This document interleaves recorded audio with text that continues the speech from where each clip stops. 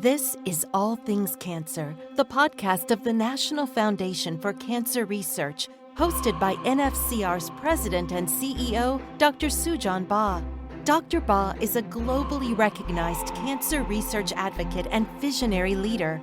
All Things Cancer episodes will explore the hindsight, insights, and foresight of cancer, from research discoveries to patient care advances, and how NFCR and our collaborators are working to accelerate the process of making cures possible.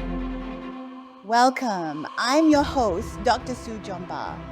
Today, we're launching a special short series that highlights something at the very heart of what we do, the real stories of cancer survivors. In this episode, I sit down with Hope Stewart, a breast cancer survivor, advocate, and proud community ambassador for NFCR. Hope shares her deeply personal journey from the shock of diagnosis to the strength she found in community, treatment, and self-reflection. Her story is one of resilience, healing, and the power of giving back. Whether you're a patient, a caregiver, or someone passionate about advancing cancer research, her story will inspire you. Hi, Hope. Good to see you. Thank you for having me. Oh, it's wonderful. You look fabulous today. Thank you. My hair's growing. Isn't that nice? It's wonderful. I can't even tell you ever lost your hair from the chemo. Yes. You know, it's funny because I was thinking the other day, I don't even remember what I looked like bald. I remember, I would look into the mirror and not recognize myself, but I have no memory of that now. It's really good. That means you really survived. Yes. And put the worst behind me. Yes. Yeah. So I know this probably is painful, but can you take us back to the moment you were diagnosed? Well, I think that that's actually a really important story for people who are really going into this experience for the first time. When I was diagnosed, it was not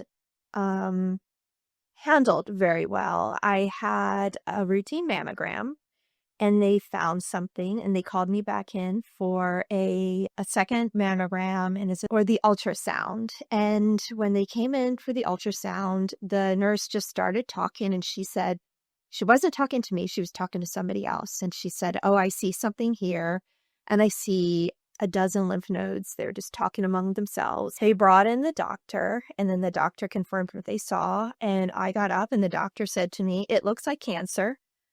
You're going to have to schedule a biopsy and we'll see you later." And that was it.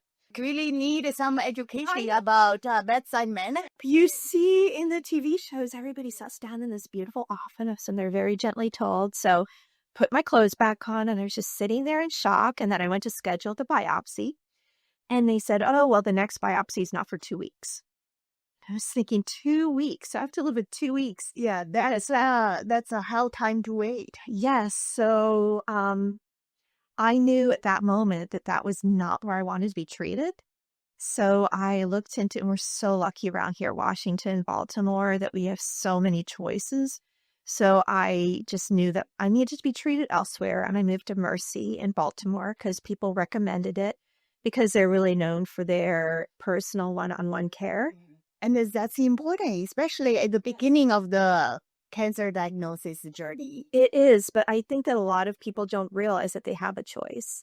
They go in and they're so overwhelmed and they have all this information that they don't even know how to process, and they stay where they are. And I think that a lot of people realize when this journey begins that you have a choice as to where you want to take it.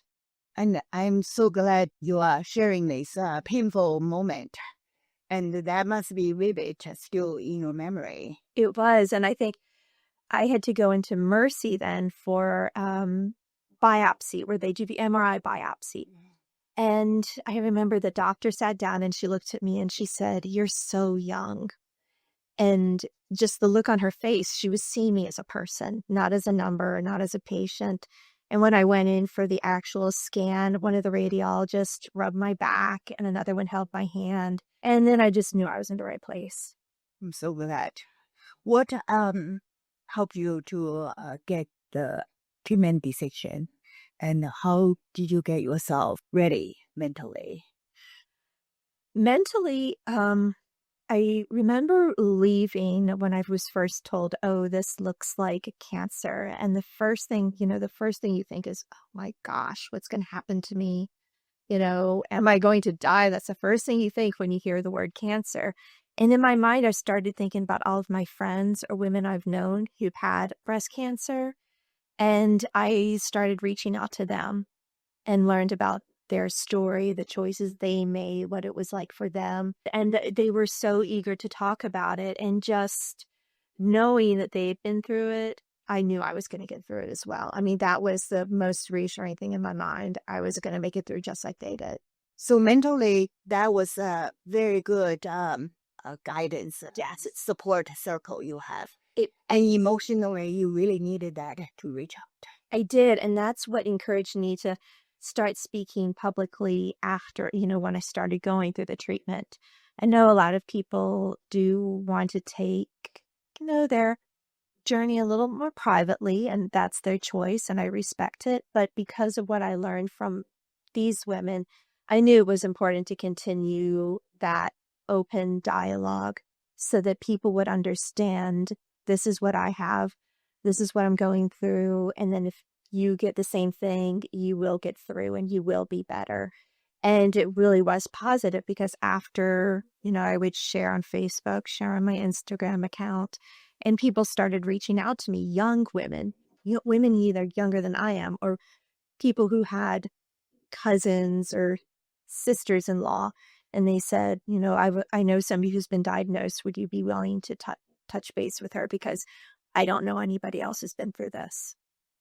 In some communities, people don't like to talk about their cancer. Even after many years, they still did not like to talk about the cancer diagnosis. From my view, I think that adds a lot of mental burden. The way you handled it is so courageous. And I think you already win half the battle with the mental strength and with the very positive outlook of the whole thing and with the support around you. I also heard from people who got diagnosed. Initially, they didn't know how to share with with people, and they also get very sensitive about the questions, or even people meant well. Have you had the same experience? Well, I think one thing that I learned through all of this, and I know I use the word journey a lot, and I will use that in air quotes, journey. But what I learned immediately was every single person's journey is different. What I'm going through is not the same as what somebody else is going through. So I completely respect when somebody else says, "Oh, I had cancer too." Or they try to make you feel better and they say, "Oh, it's breast cancer. That's one of the good cancers. You're lucky." And I think, okay, I mean, I'm trying to find some good out of this. And I don't take it personally because I'm glad they say something to me instead of being afraid to approach me, because that's still, they're trying to make that connection, and I really respect that. I think that message is a very strong one. And, try to connect with people even in a very private way. And how do you get yourself ready physically? I think the mental was the biggest one. Physically, I just had to start, preparing myself in really funny ways. I knew that once I went onto chemo, my diet would change completely. And I am somebody who loves spicy foods, salty foods. And then once you go into chemo, you're told, oh, it has to be high protein, it's got to be nourishing. And so you try to just kind of No more cookies, no no more candy. That's what they say. But unfortunately, once you get on chemo, you learn you just have to eat whatever you want. So you start preparing yourself and you think, okay, I'm good. I'm ready for this. And then you start chemo. And I think I just spent a year eating bagels and muffins. And so That's a comfort food. well, it was just something that didn't make me nauseous. And So preparing myself before chemo was a little bit different than now having to find my way back to myself physically after chemo. And that's been a lot more difficult. During chemo and during all the treatments, they say walk, exercise, but chemo is so hard on you, and that's the heart they worry about. So of course, they want you to be walking, but you just get so tired so quickly. And even now, I'm a couple years out of chemo, and it's still not easy. I had these grand ambitions because this May I was going to mark my 3rd year of my cancer diagnosis. And I used to love walking, hiking, just going off on my own. And I was going to do this ambitious walk on the CNO now, which I've always wanted to do. It's going to be 3 days, 30 miles, 10 miles a day. And then I had to just be realistic and realize this isn't going to happen. So I tried to take it, split it up. So I did 3 weekends, 5 miles. So that still added up to 30 miles. But it's going to take time to get back to the person that you used to be. That's amazing. What really gives you the strength and hope that one day you're going to do this? I think it was just more than anything, what gave me the strength during that time. And it's funny because we do talk about cancer and chemo and the treatment being difficult, and it is difficult. You're scared, you know what's going to happen. You're thrown with a zillion different decisions all at once. You're losing parts of yourself. You're going to be scarred. You're going to be scarred for life. And the best thing about it, actually, what kept me going were both the nurses and the other patients. They are really the unsung heroes. They really are. And chemo was bad. And I don't want to say I ever want to go through chemo again. But people think I'm crazy when I say I miss the infusion centers. I miss going into infusion centers because you get to know these nurses and they're so dedicated and they really care. You go in and you've got this comfortable chair and a heated blanket and these people who are there just to take care of you and watch out for you. And you spend a few hours just being, protected and coddled, and you get to know them and you get to know their lives and what their ambitions are and what their interests are. You get to the point where you're looking forward to it. And then also the other patients. You can't help but, feel like you're all in this together. And the biggest thing is when you go through radiation, radiation every single day you're in there and you see the same people. And, a lot of them were worse off than I was, but they had such an amazing attitude. And I was so inspired by them. And I looked forward to seeing them as well. So just knowing there was a whole community made me feel like I wasn't going through it alone. That's so heartwarming to hear. And you mentioned earlier in our conversation when we first met that you were on Herceptin. Yes. So tell me about that.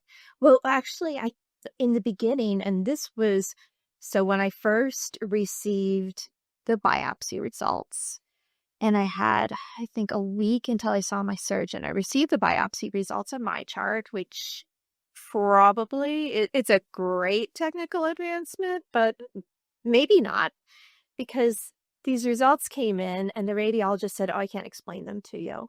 So I had to sit there and Google, what does HER2 positive mean? What does a grade 4 cancer mean? And when you look at HER2 positive, it doesn't say good things on the internet. Dr. Google does not give you good advice as to your prognosis. So when I did meet with my oncologist, she said, don't worry, there's a chemo for this. A chemo will fix it. She's explained chemos are like, cancer, and chemos, it's like a key. And there's a key to this cancer. And so that's where I felt nothing but relief. And I was on this mixture of Herceptin and carboplatin. It did not do well, carboplatin. It does. It's part of the process. And I think that was what really encouraged me, was that I knew there was a cure for me. And then I was finished Herceptin. And when they did the mastectomy, there were no cancer cells in my lymph nodes, a dozen lymph nodes. And I was terrified they'd have to be removed. There's lymphedema. there's just all these things that you're learning when you're going through this that you've never thought about before. So that was why when I was at the Global Summit last year, and Dr. Dennis Slayman was the speaker. And for me, it was like seeing a rock star on Isn't it stage. wonderful to meet the doctor who really made this drug happen? Yes. Saves millions. It saved my life. Wonderful to talk with. Yes. Very easygoing, very kind. I know. I went up and I said, "Can I please have a photograph with you? Because you are the most important person in the world to me right now." And I felt like I was meeting a rock star. He mentioned that. Yes. He said that was a very gratifying moment at our meeting. And I think it's important because they spend so much time on the lab, doing this research, and they put in so much time and sacrifice. And you know that you're helping people, and you know you're saving lives. You know there's a reason for what you're doing. But I think when you see somebody face to face and you can put a name and a face to everything you've done, I hope that it will give him and other researchers the motivation to keep going. Absolutely. Patients brave support or participation in clinical trials and everything profoundly impact. I had just been listening to the podcast that he did with you. And that was one of the things he mentioned were the people who went through the clinical trials. And in all of this, I never once thought of those patients who'd gone through those clinical trials. Some of them knew very well that that drug may not help them Yes. at all, but they would do it Yes. because they wanted to help the future patients. Yes. He said that every single person, when they were given that, but the piece of paper that said there's a risk, they all signed off on it because they knew what they were doing. It might not save them, but it was going to save somebody else. And I never thought that they are also my unsung heroes. And I'm glad I can think about them now too. As a survivor, what do you hope future patients will have that you didn't have? Well, I think that this does tie into research and our talk about chemotherapy and carboplatin, because my mother had said when I began, she said, chemo is going to be tough because it will bring you to the point of death just to keep you alive. I mean, it's true. It's a tough medicine to take. I ended up in the emergency room on a few occasions. I am so grateful for people who have donated blood. Thank you, everybody. Keep donating blood.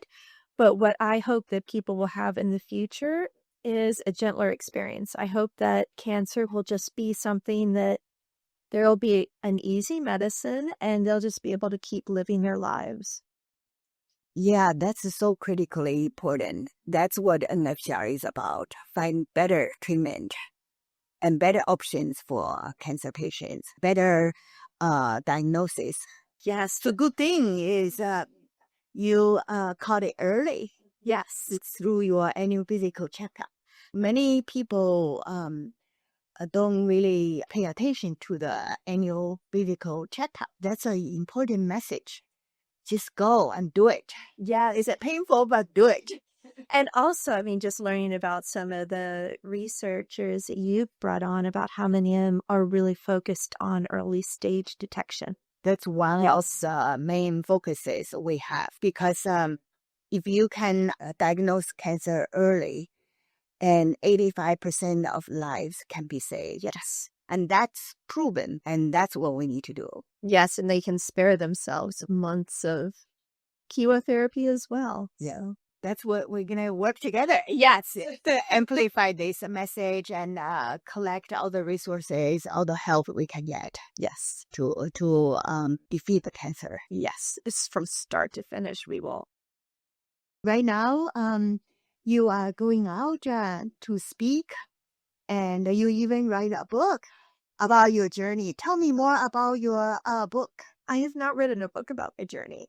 Oh, it's a different book. Wow, that's even more amazing. Somebody once described as I think I said, my cancer is very bread and butter. So, I would like to leave the storytelling to the people who are going through,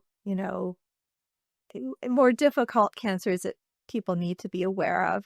So, my book, I have always wanted to be a writer. It's been my dream ever since I was a little girl. And that's one thing you learn once you go through cancer. You think, my time is limited after all. And you realize you can't just sit around waiting for the right time, the right opportunity to know, like I wait till I'm ready. I have to wait till I'm in the right place. So yes, I have written a novel. It's my personal passion. It's historical fiction. I love historical fiction. It's the way I could time travel. It's a suspense novel set during the Light Rebellions in England in 1811. And I think that's an important topic right now because all the technological changes that we're experiencing. And there's a lot of similarities between then and today.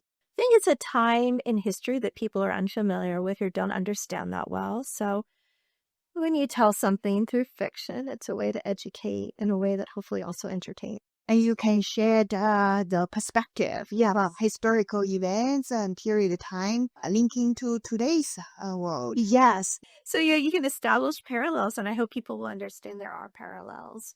You've been supporting NFCR as our community ambassador and amplifying the messages of investment in research is so critical, so important.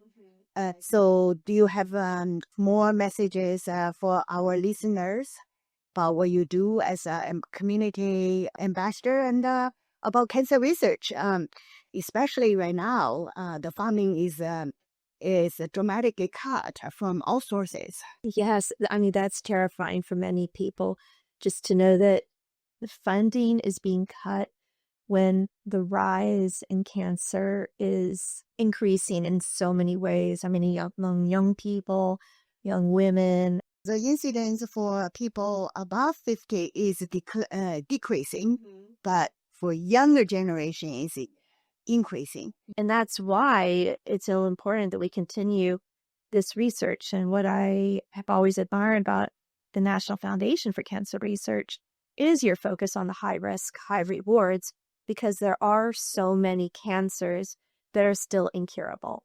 I have a family friend, he's younger than me, and he has neuroendocrine cancer.